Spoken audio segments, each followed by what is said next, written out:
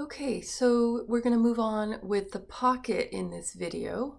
We have already mapped out the placement and the size of the pocket, and we have our drilled holes to help the sewer figure out where the pocket is going to go.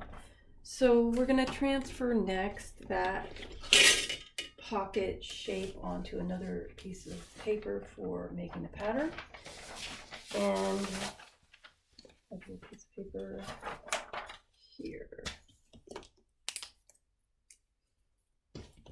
The height of my pocket is 5 inches. I'll mark that here. Cross over the top, and the width of the pocket is 4 3/4.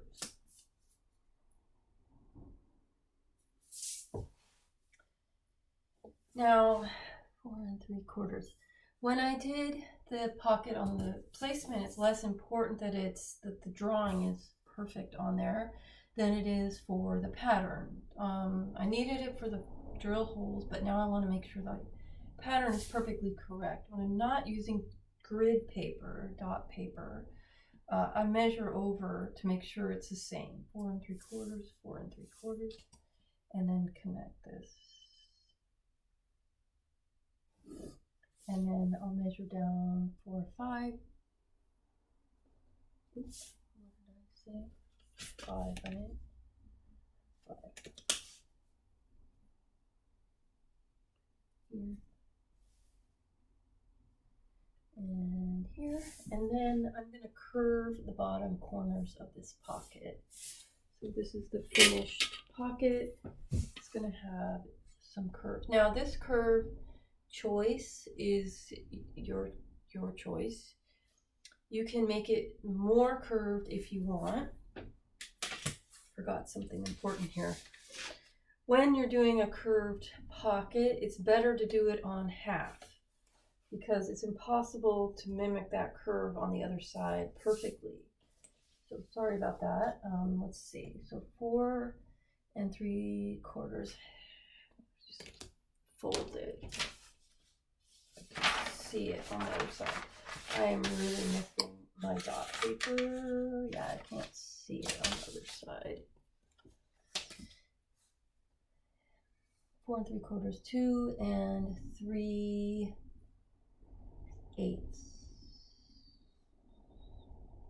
2 3/8 is here. 2 3.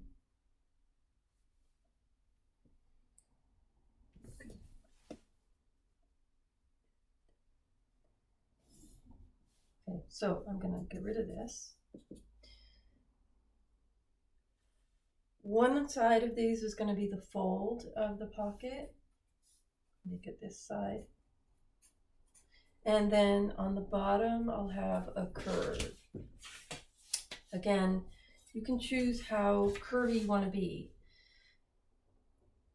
The tighter the curve, the harder it is to sew. This one is pretty challenging like this. I'm going to leave it up to you. So you can do your own kind of curve here. You can use the French curve here, just as long as it's nice and smooth. On the men's shirt, it's usually like this, just very subtle. Okay, now I'm going to add in my seam allowance here. I did a high hem of this piece here, 1.5. Top hem is always quite large, and then 1/2 inch around. The 1/2 inch makes it a little bit harder, but more sturdy to sew. And then I'm just doing the seam allowance here. So 1/2. And I will talk in the sewing videos about how to sew them to make it look good. And then you can just cross mark here. All right, and then for this sample, I did a length grain here. There's many options. Well, there's a few options. You could put it on bias and stuff like that. So this would be pocket, size 40, whatever size you're using, cut 1. You're gonna notch only at the top hem. 1. That's the pocket.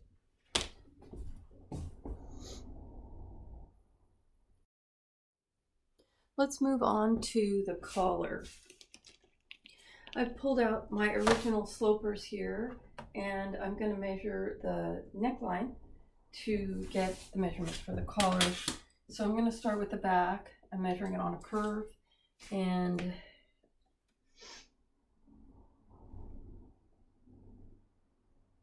three and a half plus a 16th. Sorry. 3.5 plus 16. 9/16. 3 and 9/16. If I mark it on there, then I'll have to measure it next time. And then my front.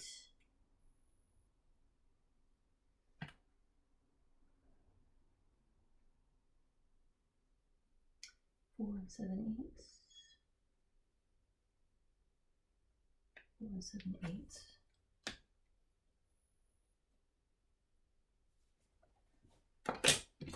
Okay.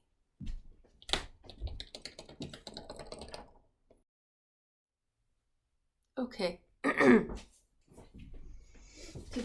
We're going to start with the stand of the collar. And so I'm going to establish the center back line of the collar. I'm doing it down in the lower part of the paper here, leaving a little extra down at the bottom for seam allowance later. So I'm just going to mark this in. It's not very big. And then I'm going to cross mark for the neckline. All right, so center back, and this is eventually going to be, the neckline is going to change in shape quite a bit. I'm going to take my back neck measurement from my sloper, measure from the line over. Mine is 3 and 9/16. 8, 9/16. This is going to become a notch. And then you can go over your front measurement. Your front measurement is 4 and 7/8.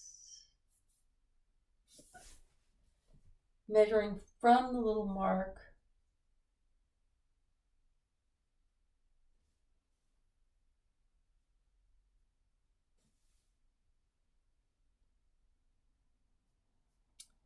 and I'm going to make this one longer here, that end point. So this is my center front, and then this is my shoulder. This is my center back. We're going to go up at the center front 1/2 inch and connect that back to the notch at the center. So we have we're building in a little bit of bias into this pattern, so it's easier to sew and it shapes around the neck better. At the center front, I'm going to go 90 degrees up and decide on the width of my collar. Typically, these are about 1 1/4 or 1.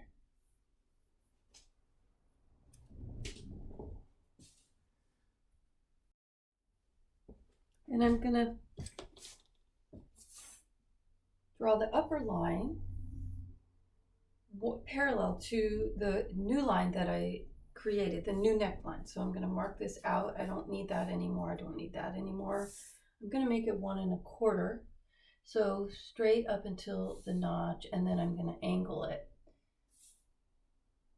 1 1/4 there.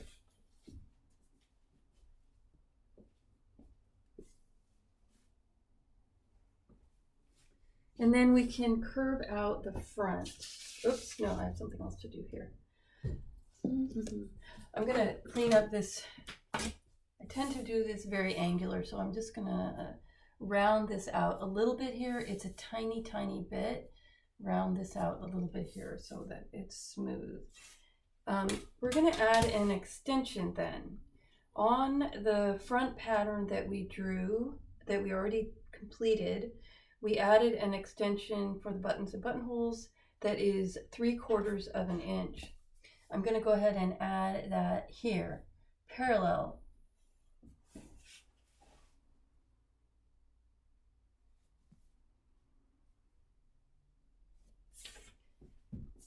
Okay, just gonna.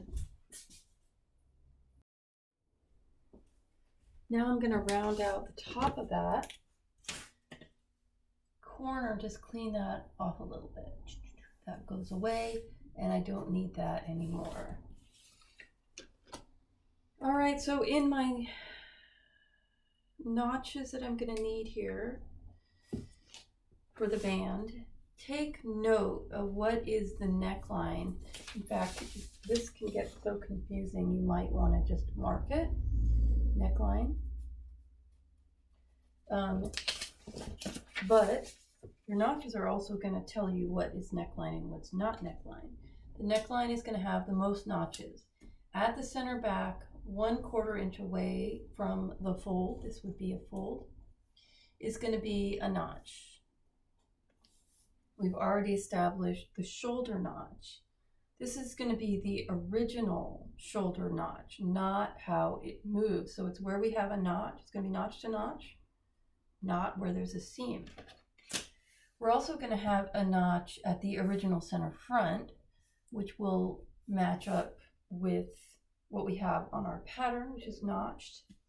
And then on the upper side of this, we're going to have all different notches. Well, one of them is different. Let's see. I put one notch at the center of the upper styled line. And then the opposite side, we want to know where that is because the collar part is going to stop there.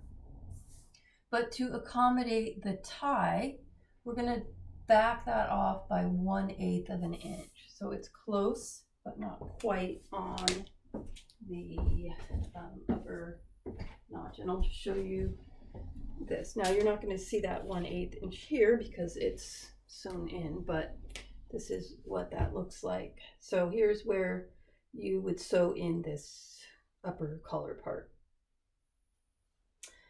And notice that the buttonhole is right in there and right in the center, and there's two different forms of the buttonhole. It's horizontal on the band and vertical on the placket.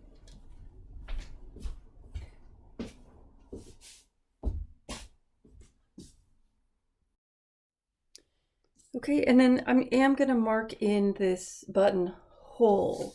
The buttonhole is going to be centered inside the band. So if I have a total of 1 1/4, then 5/8 from one side. Hopefully this pen doesn't make it look funny. And I'm going to draw a line that's kind of dramatic in the middle of that width.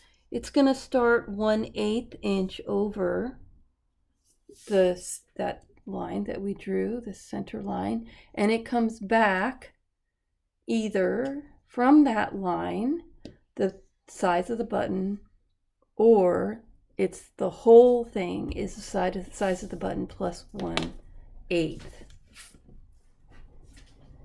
And the size of this button is 7/16, which is what is recommended. It's very standard. So 7/16, it's a little easier to just measure from the center line there. 7/16, oops, is less than a half. 7/16 less than a half, and then cross mark. So I went way overboard. So that's what my buttonhole is going to look like. And now the last thing is to add in seam allowance, and this gets 1/4 inch all the way around. And I'm going to go ahead and search my computer. I'm going to use the collar band for developing the upper collar. I've sort of mapped it out here, so ignore that, just follow the blue pen.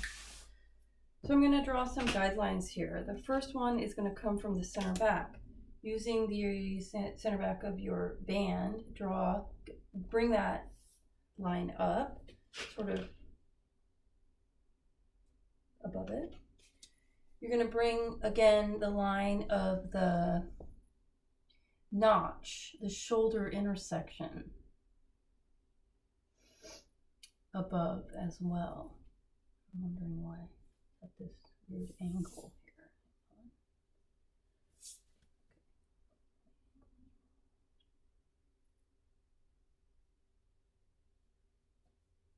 Here.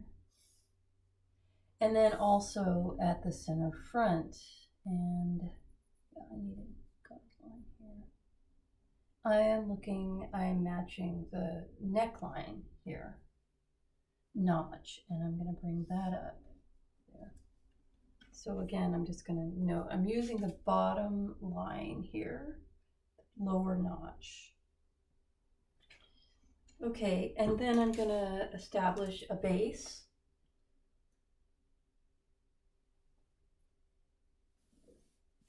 Again, this is still going to be center back here of the collar. This is still going to be the shoulder level, and this is still going to be the center front that sews into the band at that point.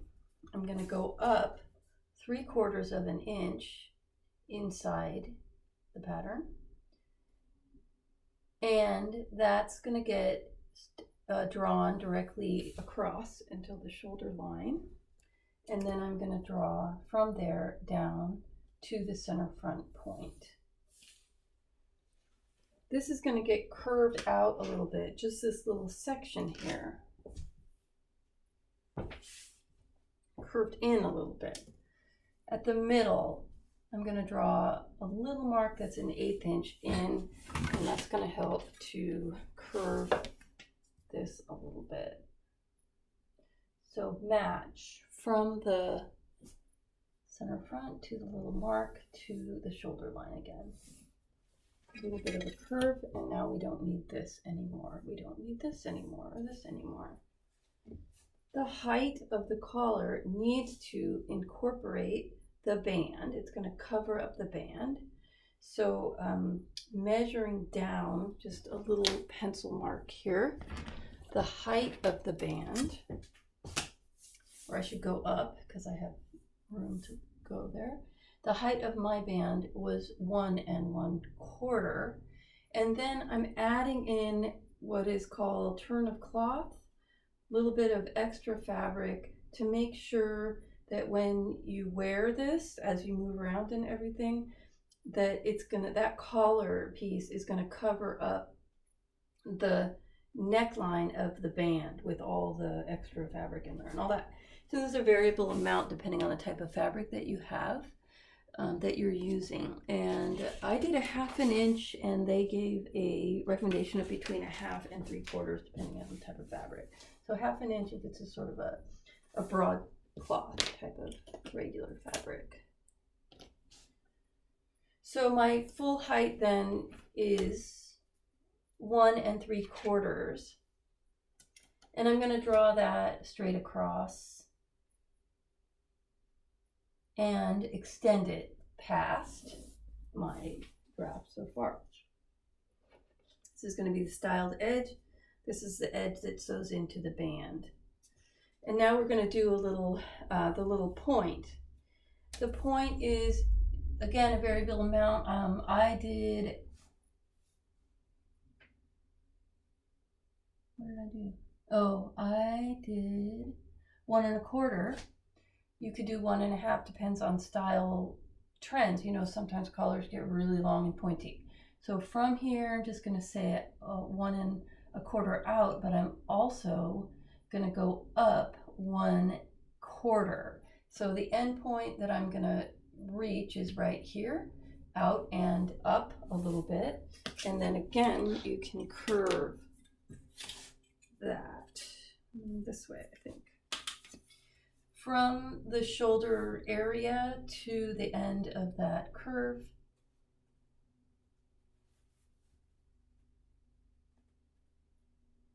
You know, you can be a little more dramatic if you want to. Here is all style, depends on what's trending. And then from that point, you go down to the neckline here. And this is the upper, well, it's not really an upper collar, it's a collar. The collar part of the collar stand, the collar stand. Okay, now let's talk about notching on this piece. We only have one notch on this collar piece, and that is where I'm going to mark this T section here, so that you know that the collar, designed collar, goes onto the band at one place, which is here. Only at the center of back neck. This is so easy to flip, so it's important to get that right. These guys sew together. This styled edge has nothing. All right, so let's add seam allowance to that. 1/4 inch seam allowance. Oh wait, just a minute. Sorry, we have to add in, we have to do an upper collar and an under collar for this piece here. I have to look at this for a second. Okay, I'm gonna roughly cut out this collar piece. Roughly cut these out. We only need enough space to add the seam allowance, so I don't need a lot of space. Hoping to fit it on here. It doesn't look like that's going to work.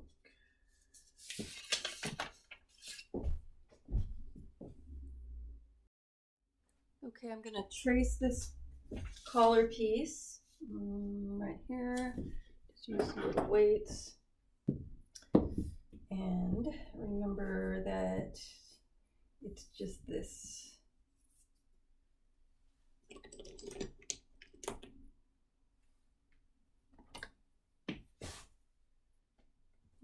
To here, to here, to here. I do have a little bit of curve in this neckline, so I can use the tracing wheel for that.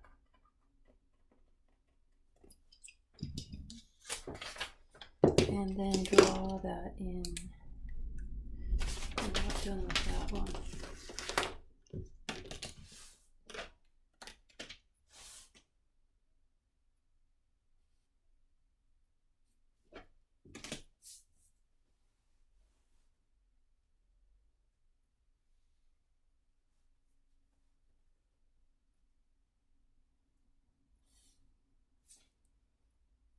Point here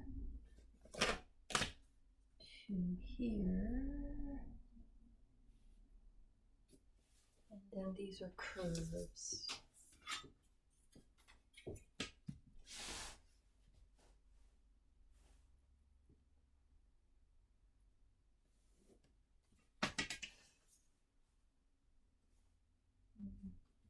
way, right? There is no real rule on how to use the curved ruler. Just experiment with it until you get something that you like. Okay, so the one that, it doesn't matter. One of these is going to become the under collar. I'm just going to call it this one. Grain line should go across the piece this way.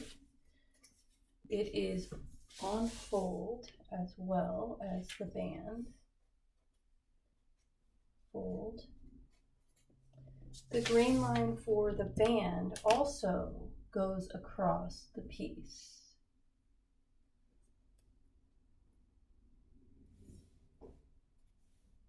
And it's on fold, and then this one also goes across fold. All right, so this one is going to be my under collar. Under collar, size 40, cut 1. And this will get an even 1/4 inch around everything except the fold.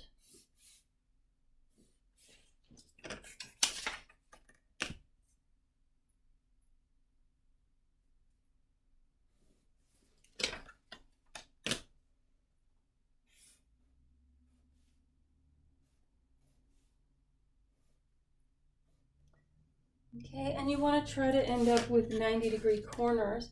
So here, this got really long, or a little bit long. You can square it off and make it 90 degrees. It's easier to sew, but it'll look flat, but you're still going to sew it to a point.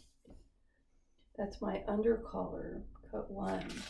Okay, the next is the upper collar. The upper collar, we're going to add in 1/8 of an inch. We want to add a little bit of extra fabric so that it, when you turn it, it rolls the under collar to the underside. So it's just a small amount, but it does make a big difference.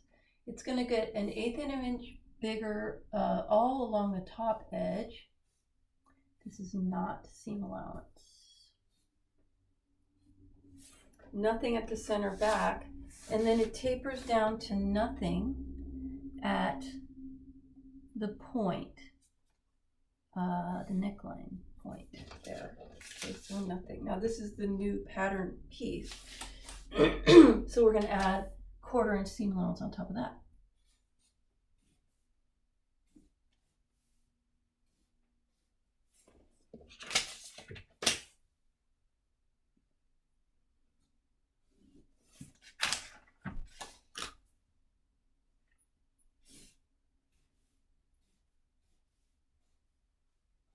And again, I'm just going to clean off that little tip, extend it, cross it off 1/4 inch past. Now, remember, I have no notches on here except at the smaller edge. There's my notch there. Right, smaller notch here. Nothing else. This is my upper collar.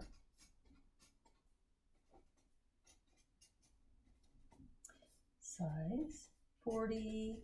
And again, you're going to cut 1. And the difference here is that you're going to cut 1 interfacing as well. Write it in red. Cut 1 interfacing. Okay, so the interfacing will go on the upper collar, and I double checked on my little sample, and that's how they did it as well. So if you're interested, they used a woven interfacing, which would be great for you to use if you have it. It's woven and fusible. One of the problems with interfacing is that it, I'm sure I'm repeating myself, is that it shrinks. And so I'm sure that's why they used a woven. If you use a bonded interfacing, it can shrink in weird ways, and then it looks bad. But the woven will be complementary to the woven fabric that you have.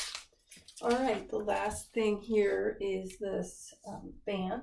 So this is the collar stand. Size 40, cut 2. And then we also cut 2 interfacing on here.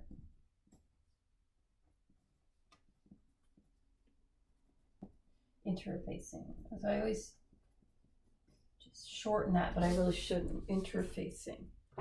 All right, so those are all of the pieces that you need for sewing together the shirt.